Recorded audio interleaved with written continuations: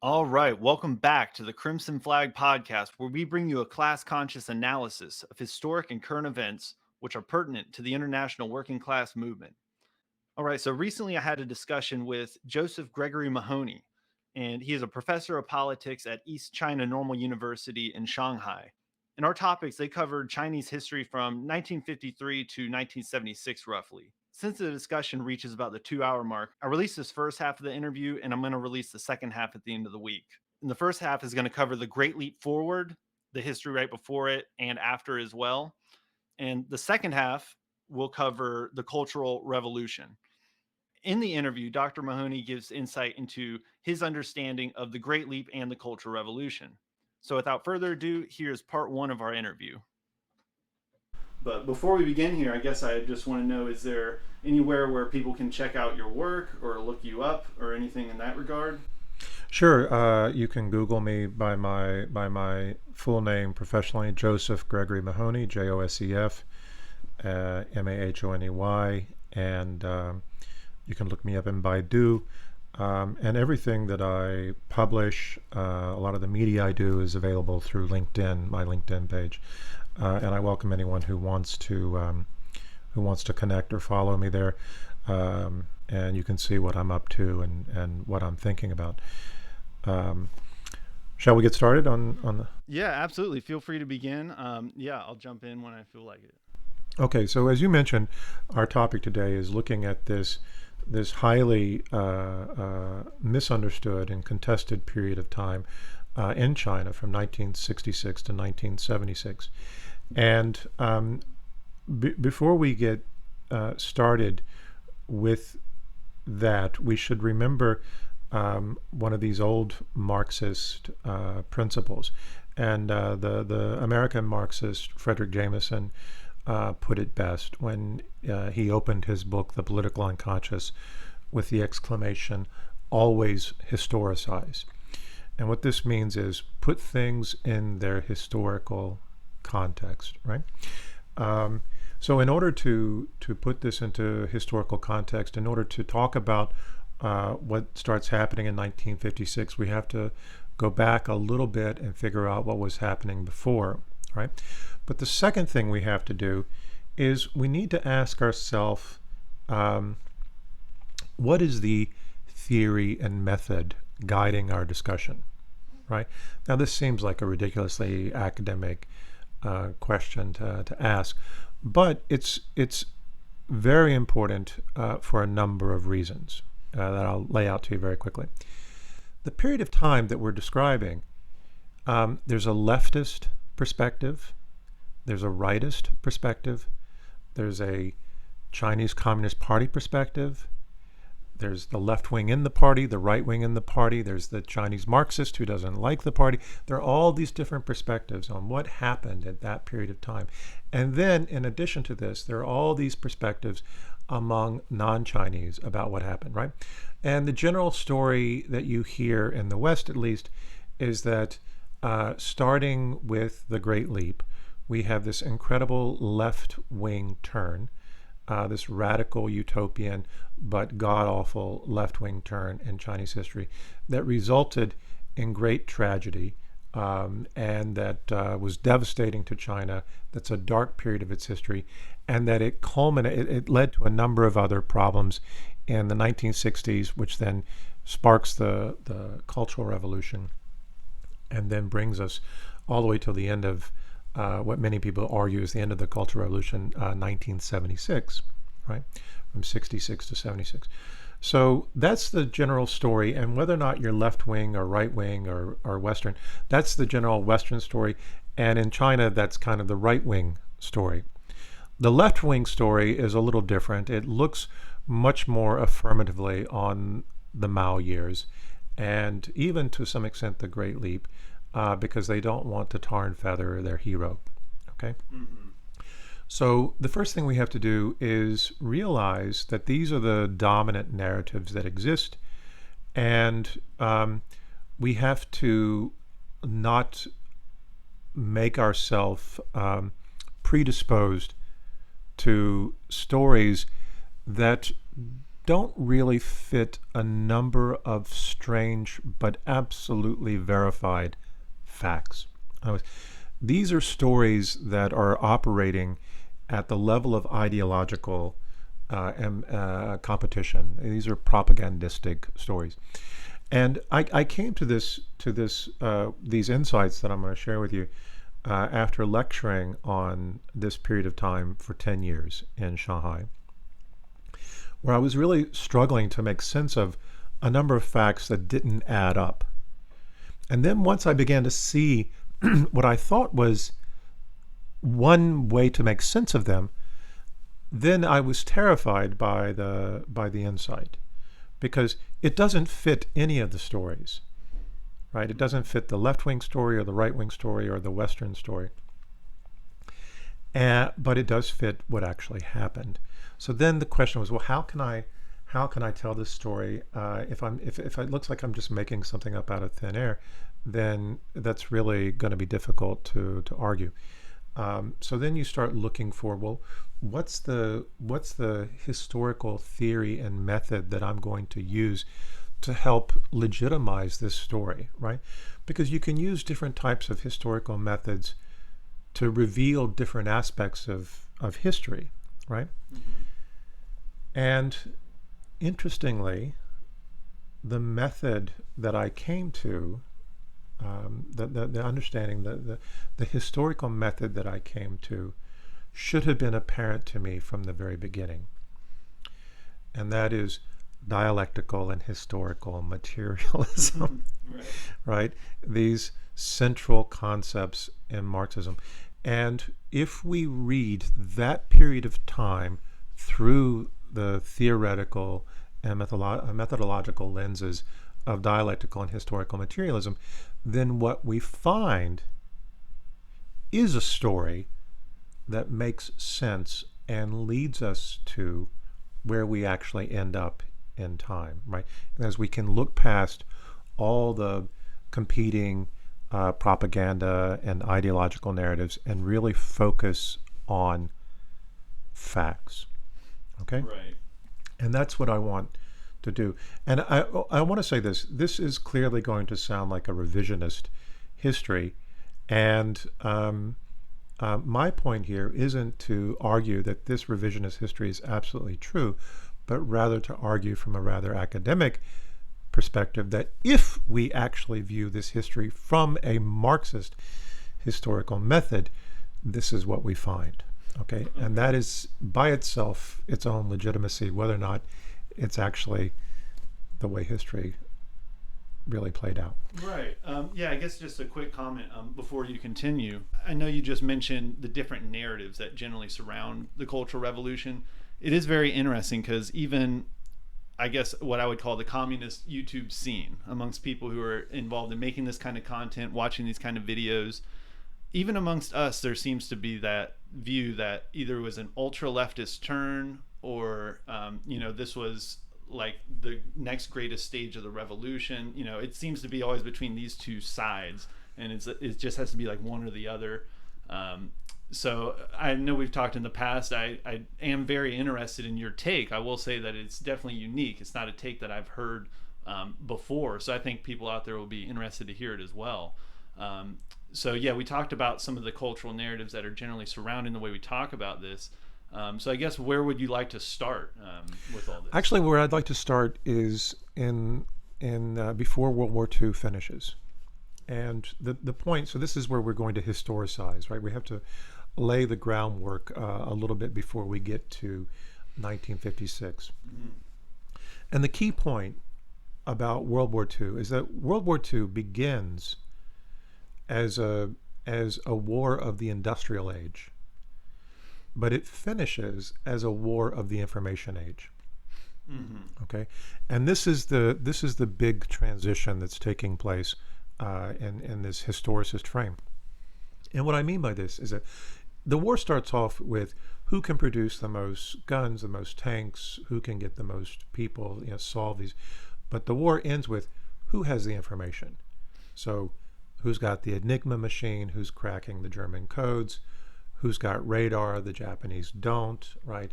But above all, the information bomb, which in our case is the nuclear weapon, right? That's where we are able to find that scientific formula and then condense all of that power into one or two explosives, right? Which then ends it once and for all. So it starts as an industrial war, but it ends as an information war. Mm-hmm. And the point is, the Chinese communist leaders, who are at that point still struggling against Japan in a shaky alliance with the Kuomintang, the nationalists, they're not completely aware that the world has changed. That only a few countries are.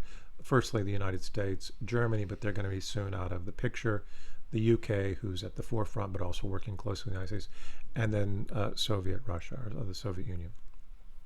And so this is the to lay the groundwork. This is the big change that's happened. Is that we've now entered the information age, where technology is and what we would consider to be high tech is the new driver of the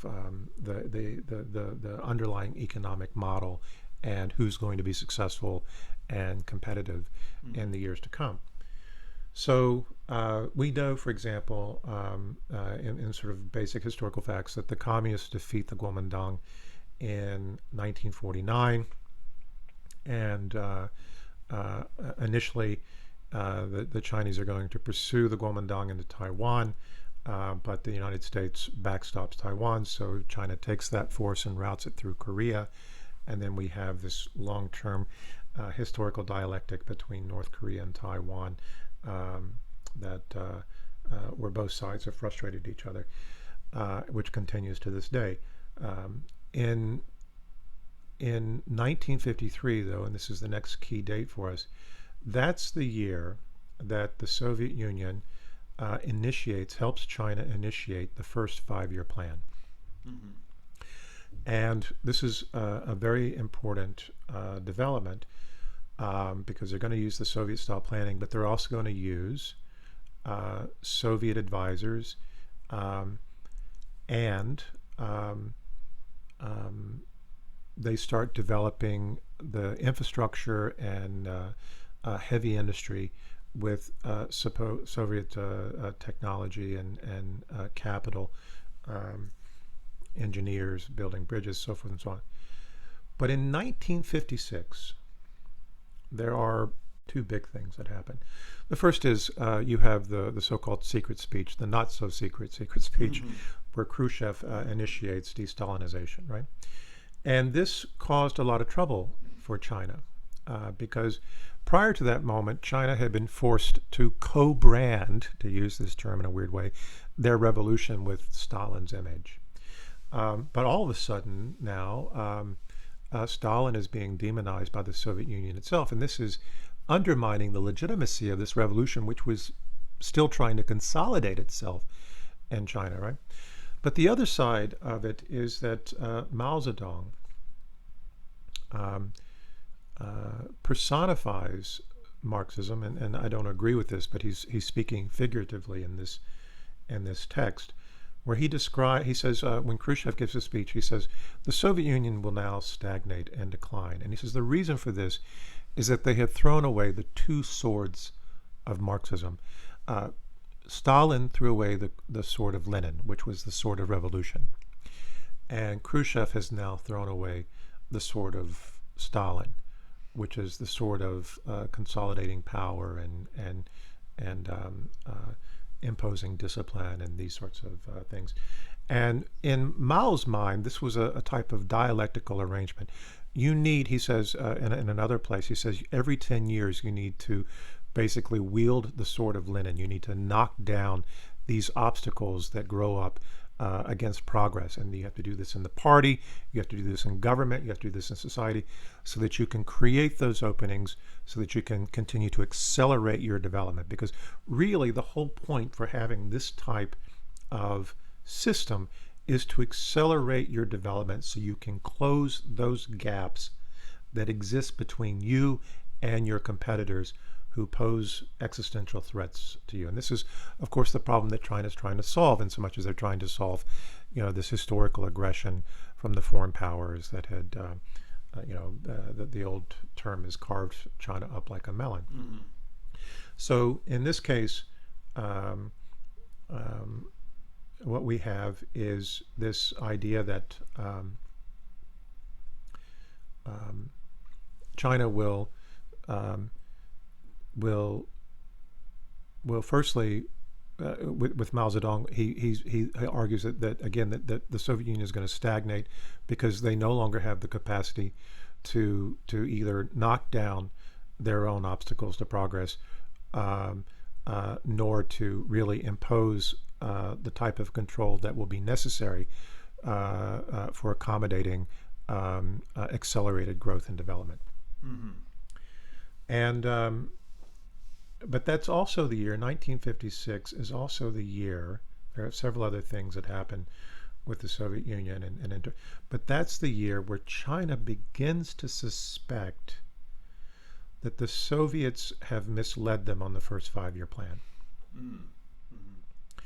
And whether the Soviets did this as part of a conspiracy or um, maybe it wasn't such a conspiracy, maybe it was just what made sense to the Soviets. Maybe the Chinese were misled by their own idea of industrial development because they think they still live in an industrial world and not a information age, so to speak. Um, but the concern starts to become that the Soviets have led China into a trap of becoming dependent on Soviet technology and capital. Hmm. And that the intent here, whether it's a conspiratorial intent or not, that the desired outcome for the Soviet Union is that China will become a factory in the Soviet empire or Soviet system, right? And so this starts to become a concern in Beijing in 1956, because remember, the Chinese Communist revolution is really a revolution that aims to find a solution to the national problem. Okay, in other words, this problem that the Kuomintang, the Nationalist Party, was unable to solve itself after the Shanghai Revolution in 1911, and the communists are going to pose themselves as the solution, as the effective solution. Hmm.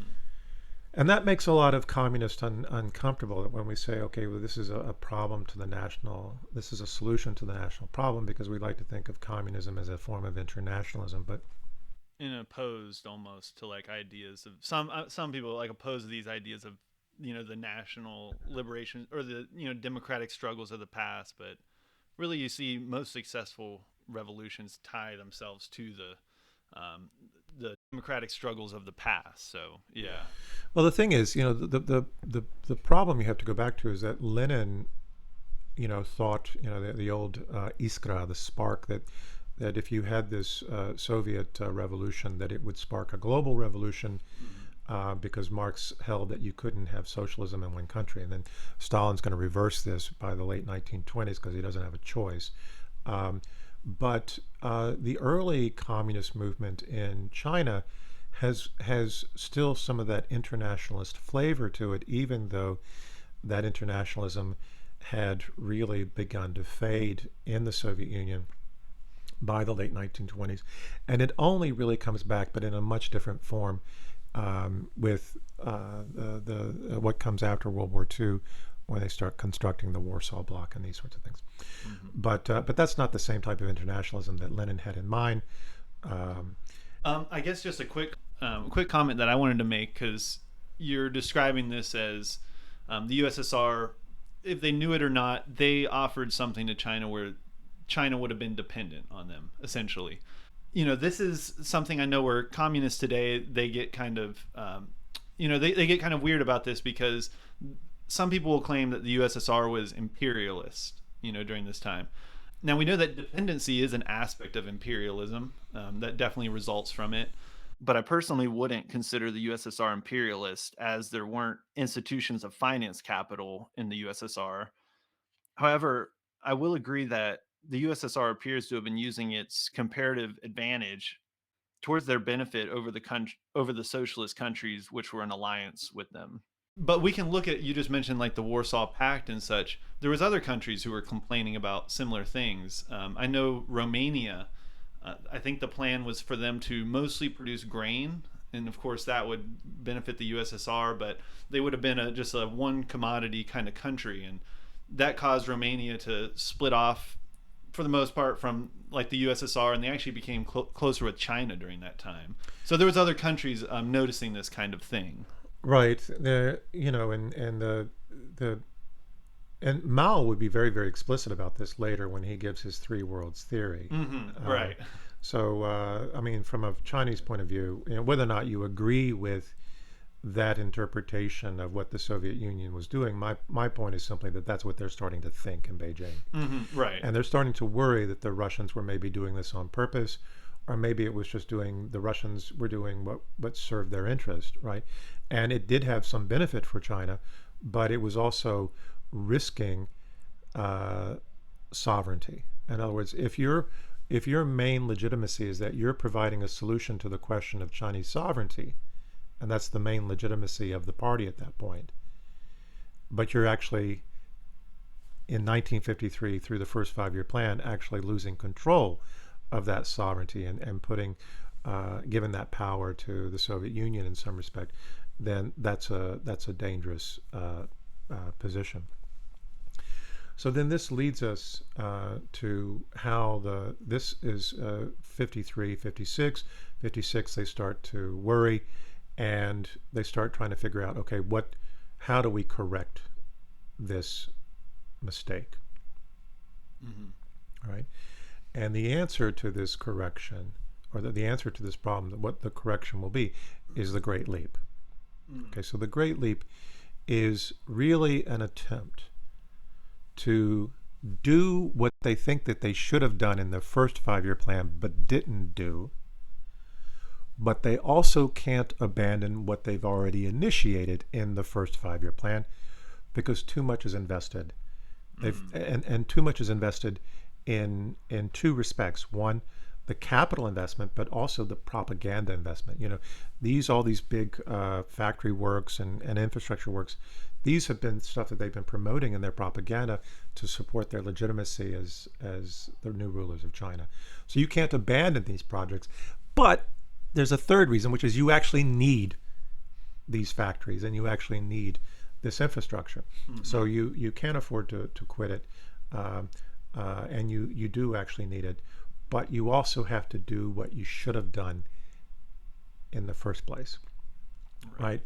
And what that is radical reform of agriculture. Mm. So the initial 5-year plan that was more Soviet orientated, would you say that lacked focus on agriculture? It did. It focused. It skewed heavily towards infrastructure and heavy industry. And the problem with this is that they're capital intensive, they're technology intensive, and they have no less than a 20-year period before you begin to see returns on your investment. Mm. And if you're a country that's trying to feed yourself, you don't have food security, you only have one friend. The last thing that Chiang Kai-shek or Jiang Jieshi did before he left China was load all the gold on the plane and take it off, and we're still on the gold reserve. You've got no money. And 90% of your economy is agriculture. What do you need to do? You need food security. You need to reform your agriculture. You need food security, and you need to realize surpluses, not just food security, but surpluses from your agriculture so that you can finance your development, so that you're not dependent on a foreign power, both to feed you, but also to finance your development, because you're going to lose something if that's the case, right? You're going to be under their control. So that's what the Chinese are starting to come into to view in 1956, and they start to become suspicious that the Soviet Union might have had nefarious intent, in part because the secret speech caused them so much trouble. And this is where you begin to see the real beginning of the Sino-Soviet split in 56. Now, some people talk about the 100 Flowers campaign. I don't want to go too far into that, Hmm. except to say I suspect that the Hundred Flowers campaign is something that we see from Mao Zedong, and then and later, where there's a deliberate tactic where you expose your potential enemies, you let them pull their head up, and then you take them down Mm. before you move into. So it's a strategic maneuver. So there are a lot of people who suspect this. I don't have a strong position on it. What I want to say is this: that the Great Leap is really an attempt to run two 5-year plans simultaneously. The first, they have to continue the 5-year plan, or the what would have been the second 5-year plan related to the industrial development, but they also need to now uh, completely reform their agriculture. Okay, now in communistic terms, in Marxist or socialistic terms, we like to use the word collectivize, right? Right. But in the West, they like to use the word corporatize. No. All right. And I think it was David Harvey who, don't listen to David Harvey when he talks about China, Yeah. but Harvey has some good points, and he talks at great length about Lenin's fascination with Henry Ford and Fordism. Okay, Hmm. and what we know is that Lenin was fascinated with this and believed that he could take these insights and bring them to the Soviet Union and begin to realize certain efficiencies that would allow the Soviet Union to push past its competitors. Um, we see the first so-called Great Leap taking place in the Soviet Union in agriculture, the collectivization of agriculture. And what this is really trying to do is bring the industrial corporate model to agricultural production. Now, in communist speak, we don't call it that because that's a no-no, right? But in other words, collectivization is the communistic form of corporatization, where you're going to turn this agricultural work into a factory style or industrial style to realize your economies of scale, to realize your efficiencies and your investments, to maximize your outputs. Okay, Hmm. and that's what China is going to try to do, starting with collectivization, with the Great Leap Forward. We're going to take the limited amount of resources we have. We're going to reform and try to make our agricultural work much more efficient. We're going to try to then feed ourselves and realize surpluses. And we're going to try to do all of this in 5 years because we have to survive. Hmm. Yeah, I think that's a good point about definitely about collectivization and the way that we normally talk about it. Because industrialization, that's going to be like the biggest change. I mean, for the most part, besides bringing the families together and such. Quick question, just from what I've read before. So the communes and like the collectivization that is during the around the time of the Great Leap, correct? Right. Now, I've read from certain sources that this apparently began as something of an organic movement where peasants were joining these on their own volition in the beginning, and the party kind of had to catch up to the peasant commune movement. I'm not sure if you're aware of this claim or not, but do you get what I'm referring to? Well, what you had in China is you had a lot of different communities and areas that were doing different things. And um, I have no doubt that there were people who were experimenting with this. And even Mao Zedong saw a little bit of this happening in 1926 when he went down to Hunan and did the investigation when you had the peasant uprising there. Mm. Um, and you did have some of that happening, but the main model of land reform that was taking place in the communist areas when they were initially liberating those areas and establishing control, and this is even before they've finished the Civil War, is individual family control. So it had been, these larger farms that had been under landlords, um, and you'd seen this incredible suppression or depression of productivity, And then with the land reform, where the land was divvied up by the communists to families, you saw a significant increase in grain production, but not enough to feed the nation or to realize, of course, the surpluses. So this then becomes the major push. And the thing that the sort of hidden history of the Great Leap that the party never talks about, because, and they don't talk about it for two reasons. One, because the party is very sensitive to the ultra left, and they don't want to give any face to the ultra left. In part because the Great Leap is not actually an ultra left movement. It's described by the West and by the ultra left as an ultra left movement, but in fact it isn't. It's really trying to realize those returns so they can shore up sovereignty. Um, but the second reason they don't talk about it is because it was a terribly difficult time. It was a terribly painful time, and generally the rule in China is if we can avoid talking about things that are going to upset a lot of people, that are highly contested. Plus, we also don't want to talk about it because it's still very debatable in terms of ideology, even within the party. Let's just not talk about it. But there are two basic facts, two very difficult things for us to struggle with as Marxists, as communists, in looking at that period. The first is, and we don't want to, you should never underestimate the importance of this. Mao was considered in his time to be a man who was fairly progressive with respect to women's rights.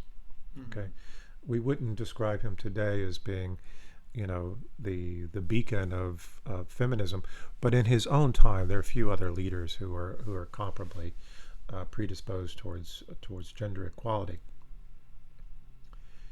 And although we had some movements in the party and in some limited areas for gender equality, the first national movement for women's liberation takes place in the midst of the Great Leap.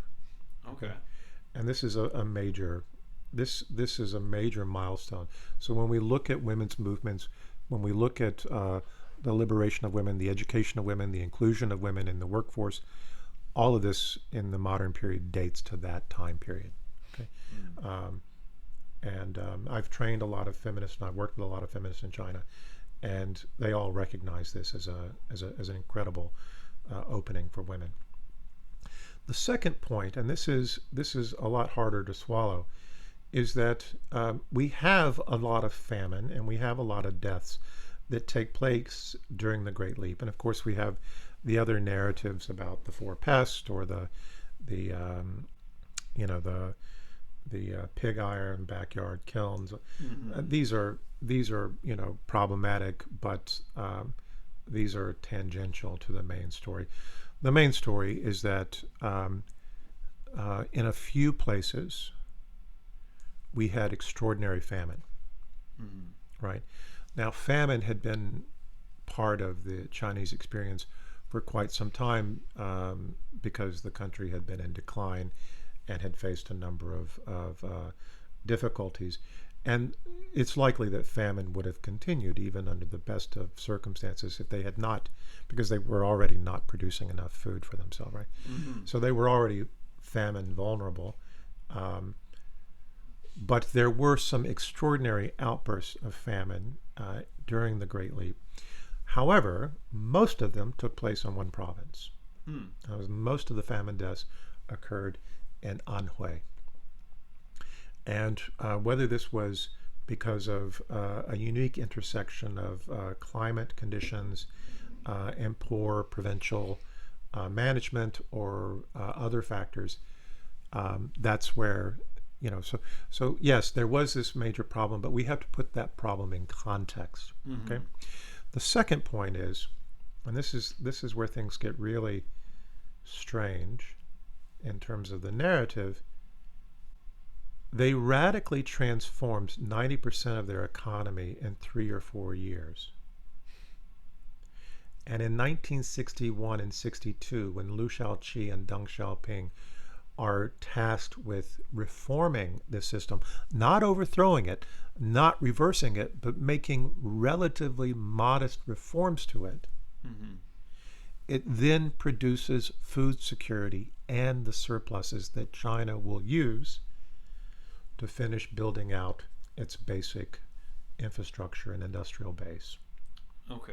Okay, and that's the thing that is difficult. In other words, this was not the massive reversal and loss, right?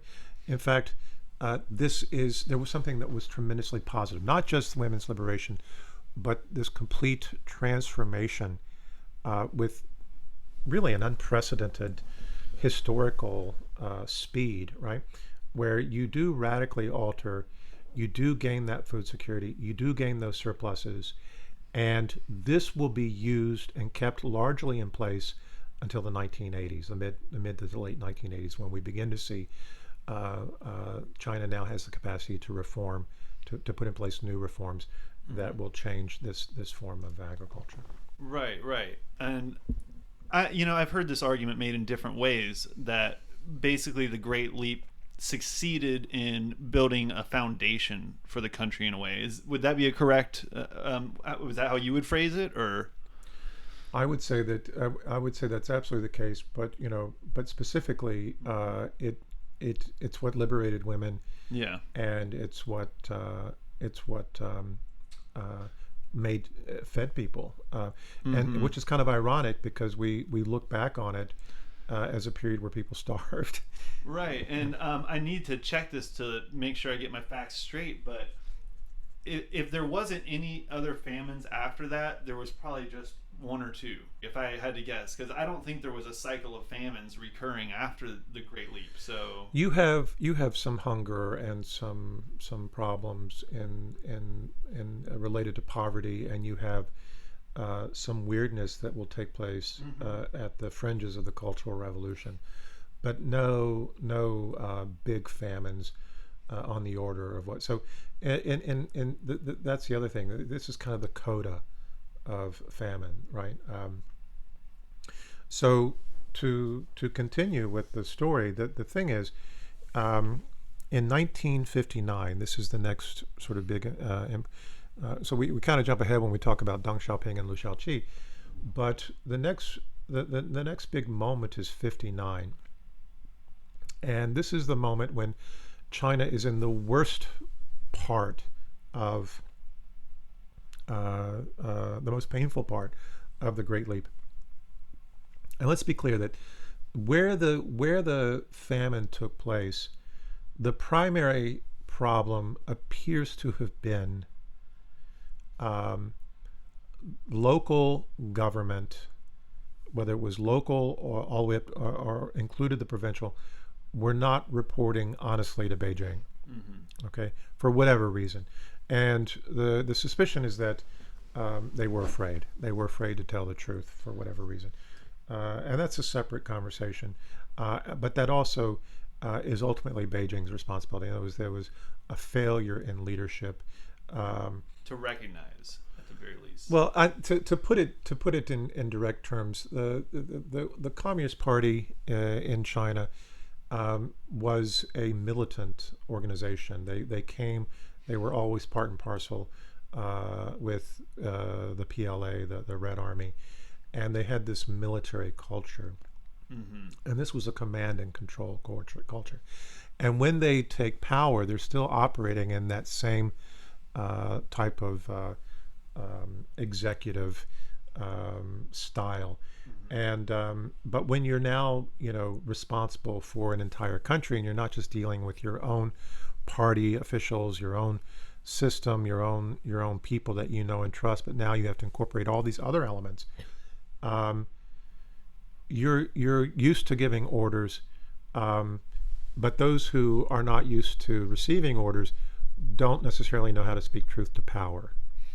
Okay, hmm so I would suggest that in all likelihood, you had local officials who had been given targets and goals, and they didn't know how to tell Beijing we can't meet them.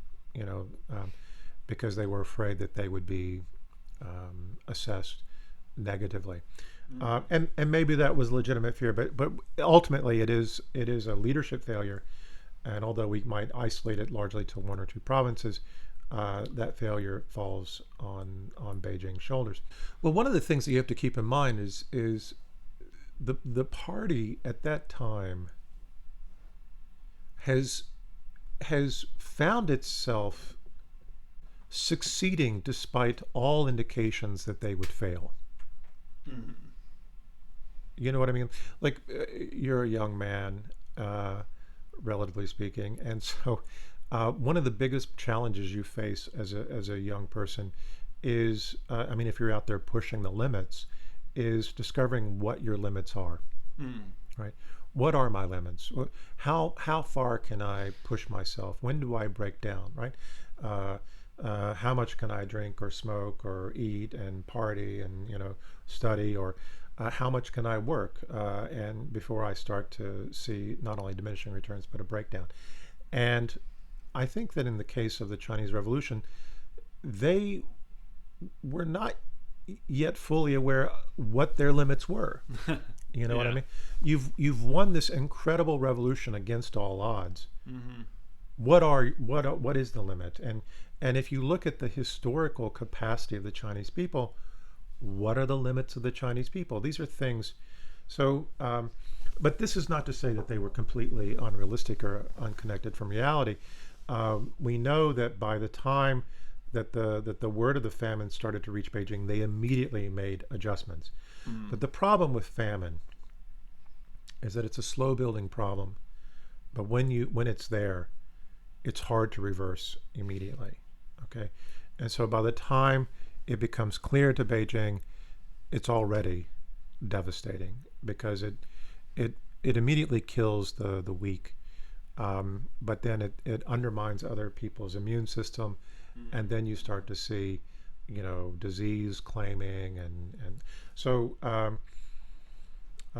this is something that they got, that they lost control of, and then struggled to rectify. But the key date here is 1959, when they have this conference to try to figure out how to fix the problem, right? So 59 is important for three things. One is this conference where the certain changes in leadership are going to take place that are going to set the table for the Cultural Revolution. Second, that's the year that the CIA enters Tibet and sparks the Tibetan uprising. And this isn't a conspiracy theory. This has been declassified. Yeah. The Dalai Lama has said in press, the biggest mistake he ever made was getting in bed with the CIA. The CIA sparked the revolution in Tibet. And then the third thing that happened is that the Soviet Union, right after the Dalai Lama fled to India, the Soviet Union invited the Dalai Lama to Moscow. And this was an absolute, so the break. It's a statement. It's a pretty obvious statement. Oh, it was infuriating to Beijing. It was completely and so it convinced Beijing that the Soviets were always interested in undermining Chinese sovereignty. And you have to keep in mind that Tibet, right? Tibet and Afghanistan, for 100 years before the Soviet Union, this was part of the great game between old Imperial Russia and the UK, trying to gain control over these two places. Whoever controls Tibet could exert control over China because it's the high ground. It's also where the headwaters of your rivers that irrigate your rice start. So you can, whoever controls Tibet controls China, and this is why Tibet is of such high strategic importance to China, and also why the Red Chinese let Mongolia go, because it's interesting that the nationalists in Taiwan, their maps still show Mongolia as being part of China. The communists let it go because they wanted that buffer between them. They wanted a weak state buffer between them and the Soviet Union. In other words, their strategic position. Their sovereignty was improved by letting Mongolia go, but Tibet is non-negotiable. Whoever holds the highland has a strategic advantage. And the communists knew this. The nationalists knew it before. That's why they waged the Sino-Tibetan War before the communists took power. And that's why the UK and Russia struggled for so long to gain control. And this is precisely why the United States lit the match there in '59. So that's the other big event. But then the Lushan Conference in '59, where they're trying to figure out how to recover from the problems associated with the Great Leap. And the decision there is that Liu Shaoqi and Deng Xiaoping will be put in charge of implementing some reforms. And Mao Zedong will step back from government, but not from the party. So he'll remain the chairman. He'll remain the head of the standing committee, right? But the day-to-day governance will now be put under the leadership of Liu Shaoqi and Deng Xiaoping. Mm-hmm. And again, though, they implement relatively modest reforms. But the other thing is, in '59, there's another key development, and that's the fall of Peng Dehuai, the general, and where he's replaced with Lin Biao, right? And this is, why does Peng fall? And there are a lot of different theories. One of them is that Peng made the mistake of thinking that anyone could be apolitical. Peng thought his credentials were military, that he was apolitical, that he didn't really care about politics, that all he cared about was the well-being of the nation. But this is ridiculous. No person who has a sophisticated understanding of reality can understand that their position can be apolitical, especially if you're a marshal in the PLA. So that's kind of silly. Others point to the fact that Peng allowed Mao's son to be killed in Korea, and that this was some sort of vengeance. I would discount that, but some people point to this. If I could jump in, I know I've heard it claimed that Peng Dehuai was more sympathetic to the Soviets. Is that? We're going to come to that Okay. in a bit. But yes, this is something that this is one of the reasons why Mao is targeting him, I think. But also, Mao has another objective in mind, and that is Mao is thinking strategically, and you have to understand that Mao is a man of two specific forms of genius, rare genius in human history. The first is a capacity for organization. The way that he built the base areas, while the urban communists were misled by the Soviet Union, firstly with the uprising in '27 and '28, where they were devastated, while Mao's in the countryside building base areas, and the Moscow-led communists are making fun of him. And then where do they retreat to? And then when they make again the tragic mistake to try to defend the Jiangxi Soviet, and they end up losing that, and they have to do the breakout and then start the long march. And that's when, in the middle of that, and they have the conference where Zhou Enlai breaks with the Moscow affiliated Marxist and Chinese communist, and throws his weight behind Mao Zedong. There were basically three factions in the party at that point, and Zhou was the kingmaker, and he swung his faction behind Mao. And that's when things change. But aside from this, what we have to go back to is in '59, apparently, if we follow some of the stories, Peng comes to Mao and says, listen, it's part of our tradition that we have to self-criticize, and because of what's happened and some of the worst problems associated with the Great Leap, you're going to need to do self-criticism. Now, I don't know if you've ever observed a self-criticism. I've actually observed several in China.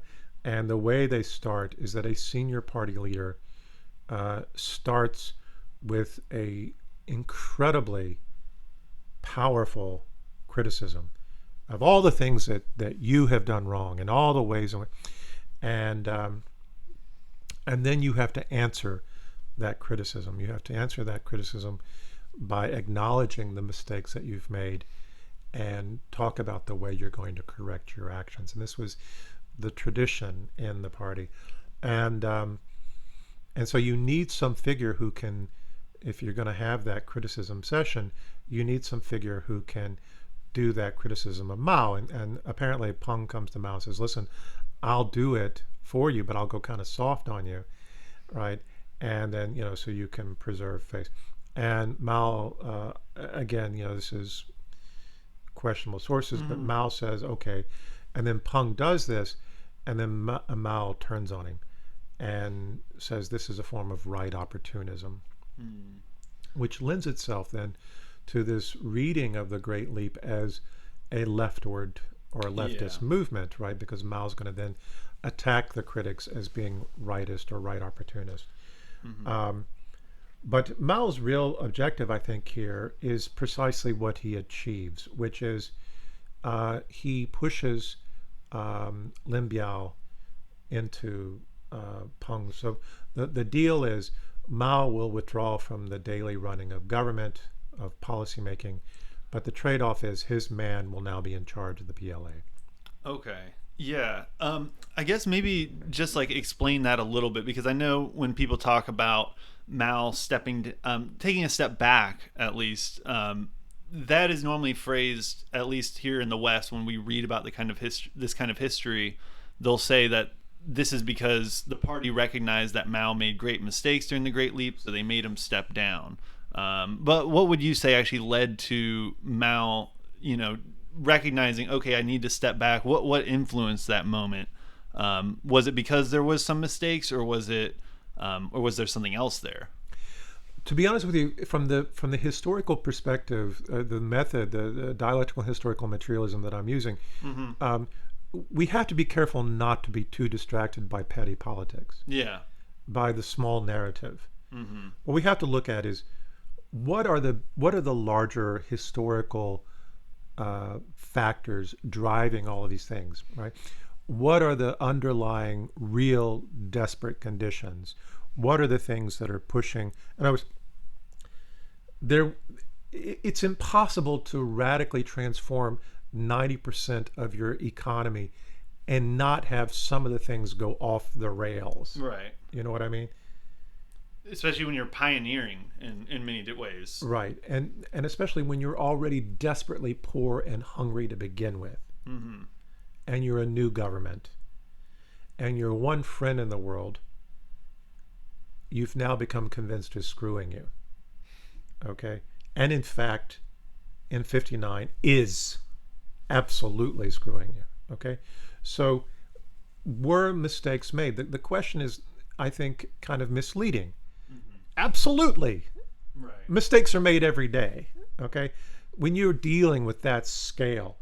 But, was Mao completely personally responsible for the mistakes in leadership in Anhui province? No. Right. Does he ultimately bear a significant historical responsibility for it? Yes, right? And if you're a central government and you're posing as a central government that has central control, you better take responsibility. You better not say, it wasn't me. I'm not responsible. I didn't control that, and I'm not responsible for it now, because that undermines the fact that you want to be responsible, that you need to be responsible. So yes, to be clear, there's a little bit of a political theater involved where you have to take responsibility. Yeah. Because like when you talk about the leader of a communist party, be it general secretary, chairman, these type of people, that is a big part of their job qualification, is they take the brunt of, if the party makes a mistake or something, you're the one that kind of carries all that weight, and it's going to come down on you, even though you may not have been personally responsible, or you're the face of the party in that regard. So it's a part of a job description almost.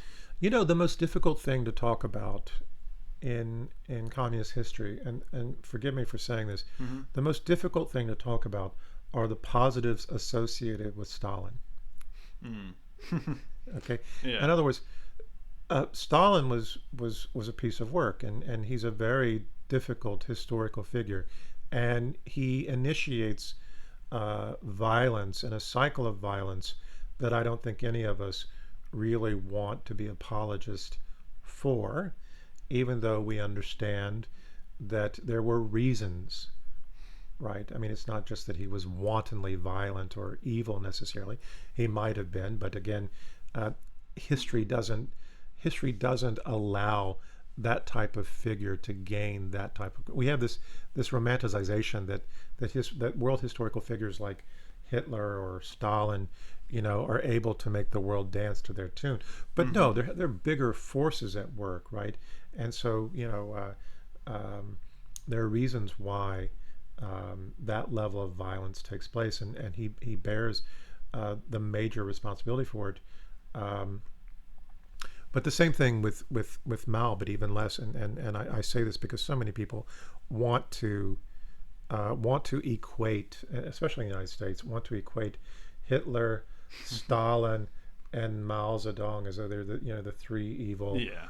stooges of history. And And they're talked about very similarly, like when you see the way their subordinates act towards them and stuff, like just the characterization of them yeah, is, it's a yeah. complete because Yeah. Mao is a very different person, Hmm. and Chinese Marxism, especially as Mao begins to formulate it in 1937 with his two major initial texts in Chinese Marxism, on contradiction, on practice, is a repudiation of the Soviet understanding of dialectics. And there's something very different. And one of the things that Mao says later is that one of the things that we didn't do is we were not as bloody. We limited violence relative to what the Soviets did. And so we were able, because violence begets violence. Once you get that cycle of violence going, it's really hard to stop it. And Mao says, in many cases, we were pushed into violent action because we had to satisfy local bloodlust.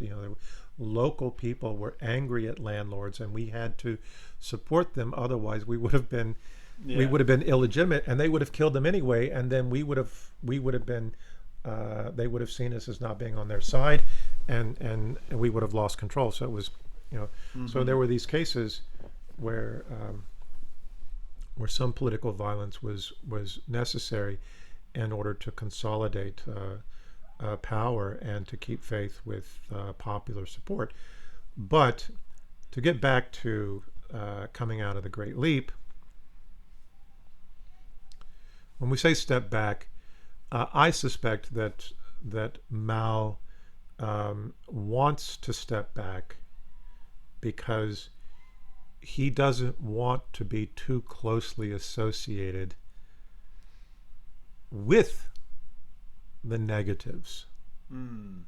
Hmm. including the difficulty that's coming with the reforms that Liu Shaoqi. So, in other words, that's going to sort of, again, I'm going to use the word, this word that we should be suspicious of. That's going to complicate his political brand, right? Now, his position is secured because his Mao Zedong thought, Mao Zedong Sishan is already part of the party at that point, right? It's Hmm. not like he's just going to disappear. And he's still really calling the shots behind the scenes.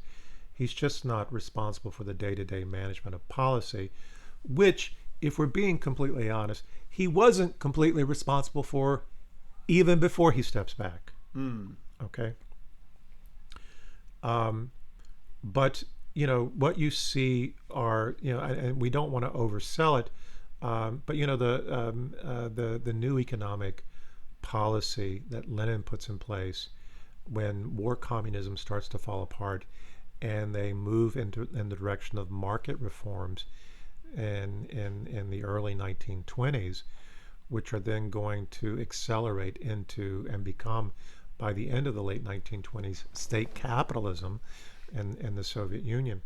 Um, Mao is struggling with this, and he doesn't really want to be close. I don't think he wants to be closely associated with those types of reforms because Hmm. he sees them as perhaps necessary, but not really desirable in the broadest historical sense, right? They're just temporary aberrations. Yeah. So I think he's going to step back because it's politically expedient, but also because he doesn't want to be too closely associated with these reforms that are coming. Also because he's still really in charge, and also because it's an opportunity, it's a trade-off where he gets to bring Peng down and put his man and absolutely shore up his control over the gun, right? As Mao likes to say, Mm-hmm. power grows out of the barrel of the gun, and the party controls the gun. The gun doesn't control the party, and so this is what he's putting in place now. The next interesting moment, of course, is that the Little Red Book is compiled by Lin Biao, Mm-hmm. right? And then it's Lin Biao who begins to develop the practices that are later associated with the Cultural Revolution.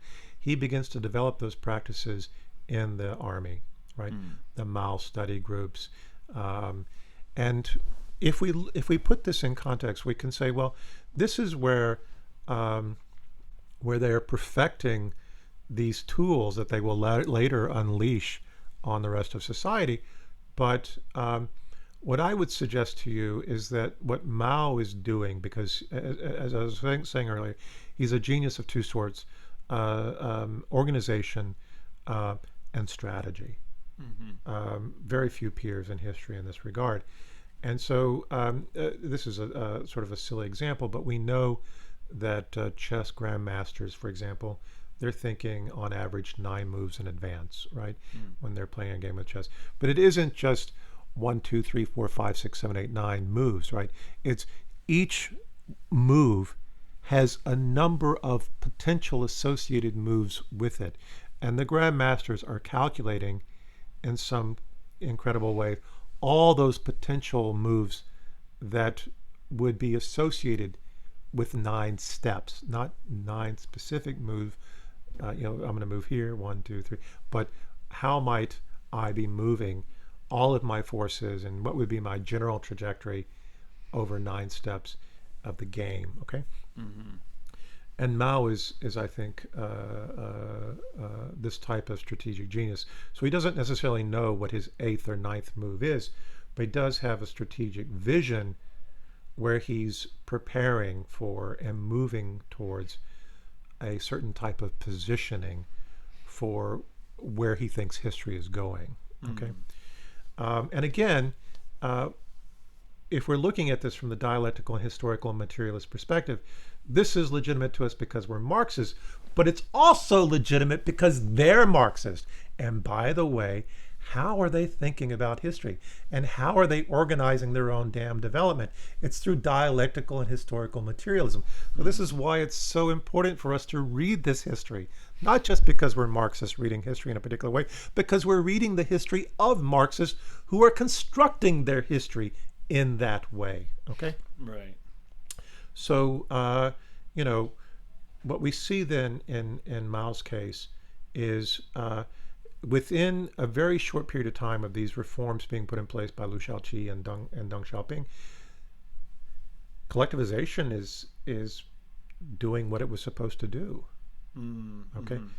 it's not the communist utopia that it was, that some people hoped it would be, but it is producing food security. It is producing surpluses. All right. But, but it isn't closing the technology gap Mm. that is getting wider between China and its competitors, the United States and the Soviet Union.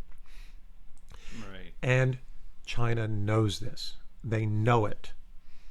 They know it very materially, very viscerally. Why?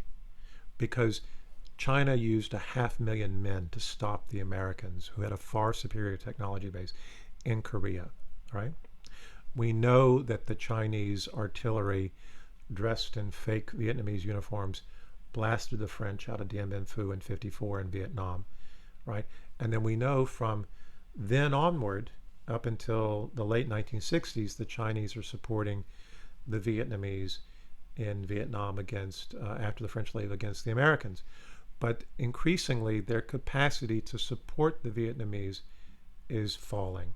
right? Mm. Why? Because all of those massive information age investments that started accelerating during World War II, you have about a 20-year 20-year cycle from innovation to fielding it in a military, in an effective military way.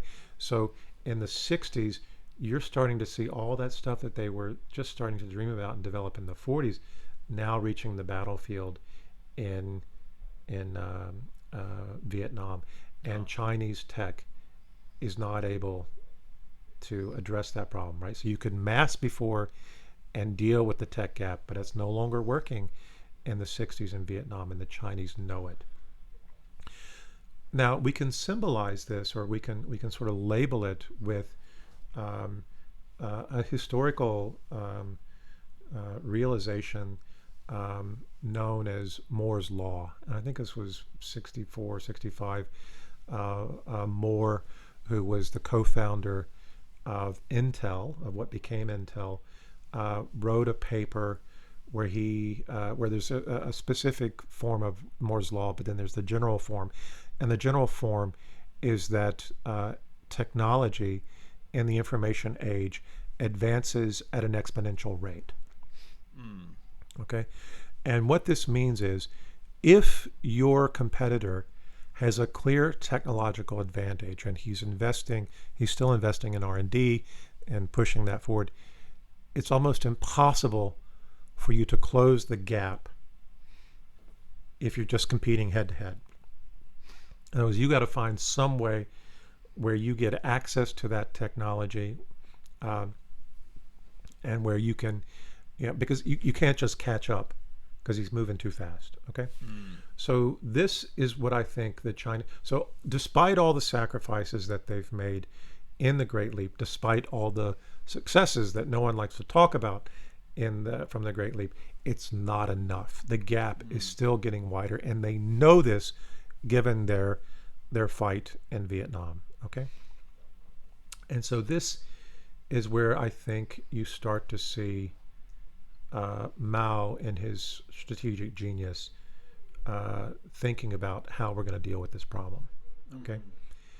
and I don't think that Mao clearly has everything figured out, but I think he's moving to make certain things possible, so that he has the flexibility to move the country.